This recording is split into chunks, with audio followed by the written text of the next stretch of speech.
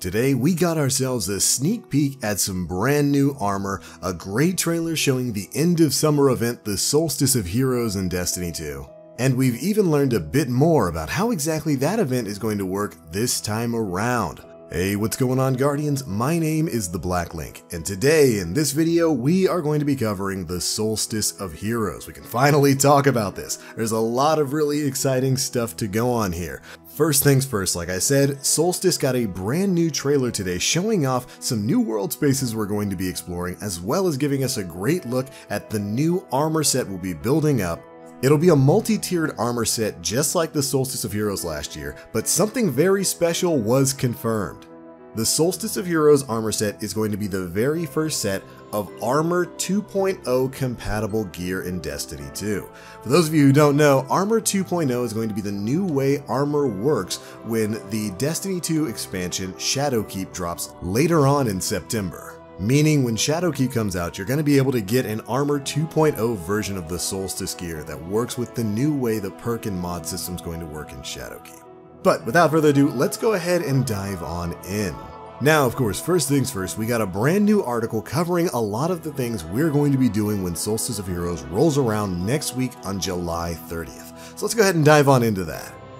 Solstice of Heroes is a grand tradition among Guardians. It's a chance for us all to reflect on past hardships and create the resilience of humanity's foremost defenders.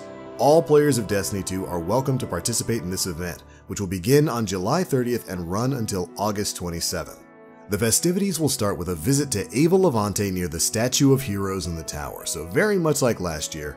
This event will find its HQ in the tower, where they're going to be changing it up to kind of dress up for the situation. And similarly to the Revelry, we're actually going to be getting a sort of passive buff system out in the wilds when this event goes live. The article states that each day, the event will feature one of the three elements: Solar, Arc, and Void.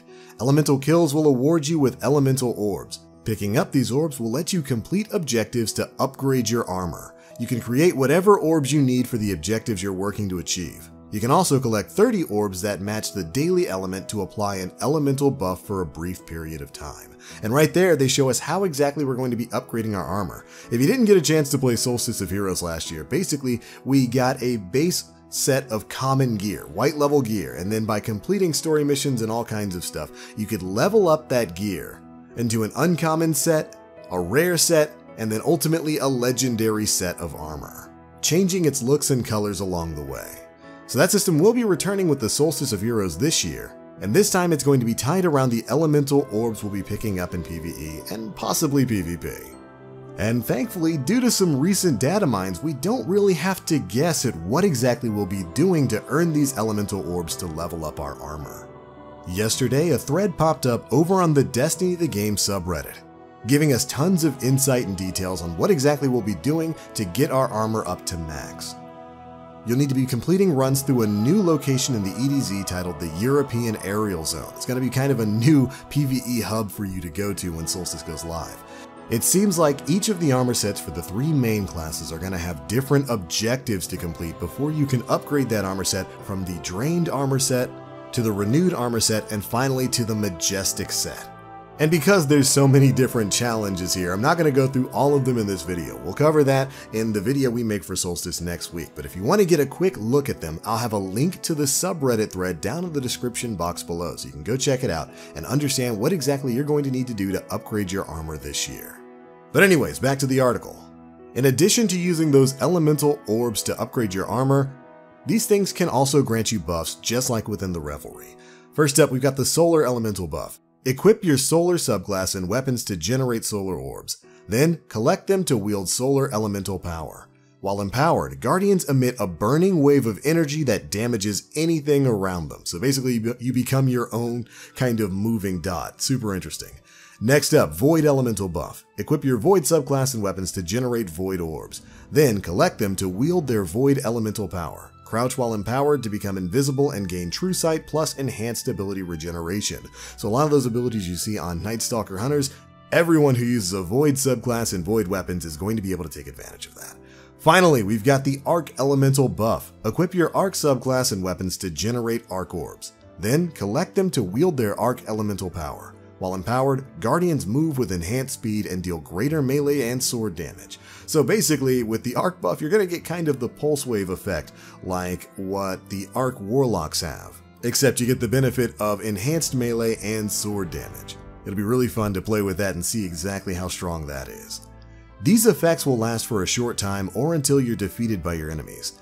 Have no fear, these buffs will not be active in competitive or Gambit Prime. It seems like they learned their lesson from the spring event. So there we go. Equip your favorite subclass, equip your favorite weapons matching that element, and go pick up orbs to get these crazy buffs out in PvE. Next up, we've got something called Combat Meditations. Ava and Ikora have created a new ritual for you to hone your skills and take full advantage of the new elemental buffs. You will be going to an entirely new area called the European Aerial Zone to take on Hive, Cabal, or Fallen enemies. This is a new 3-player match-made activity that can be launched from the Tower of the Director. And then we get a great shot of the new European Aerial Zone. Of course, taking place on Earth. We actually got to see this in the Season of Opulence trailer a while back. If you remember the wrap-up video I did for that, I mentioned that there was one scene that looked like it was in the Trosslands, but there was floating platforms and land masses in the background. It seems like that was a reference to this here. Your goal in the EAZ will be to defeat as many mini-bosses as possible before time expires. When your time runs out, you will face off against a final boss. Once the boss is defeated, you will set out across the EAZ in search of treasure chests. The more mini-bosses you defeat, the more treasure will await you. I love this. This is like a mix-mash of a bunch of different things. The Haunted Forest, from Festival of the Lost mixed with the Infinite Forest change in the Revelry plus the Menagerie.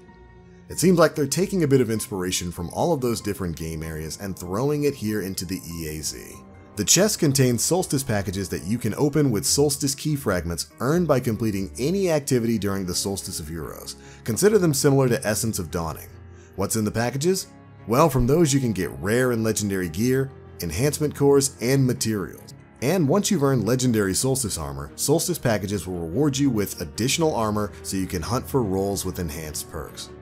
Next up for the rewards, collecting all of the Solstice legendary armor sets on all 3 classes will give you access to the EV-37 Void Streak Sparrow.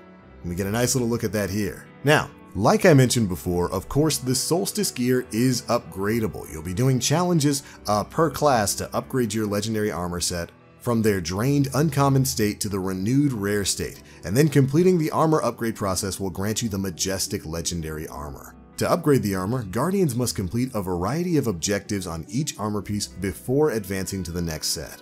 There will be a final set of objectives available to unlock the Masterwork version of the set. And of course, like I said before, there's a link to the description box below if you want to see exactly what each challenge is for each tier of armor. But we get a great look at the 3 different armor sets there, and I gotta say, the Majestic version looks fantastic.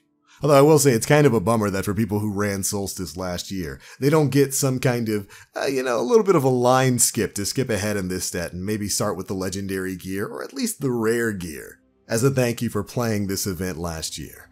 But, like I mentioned before, there is a benefit to leveling this stuff up. And that is its compatibility with Armor 2.0. The article states that Bungie decided, based on player feedback, to make the Solstice of Heroes armor set the first 2.0 armor set you will receive, assuming you earn the Majestic version, of course. Whatever full legendary set you earn now will have their new Armor 2.0 versions waiting for you to pick them up from the gunsmith when Shadowkeep releases.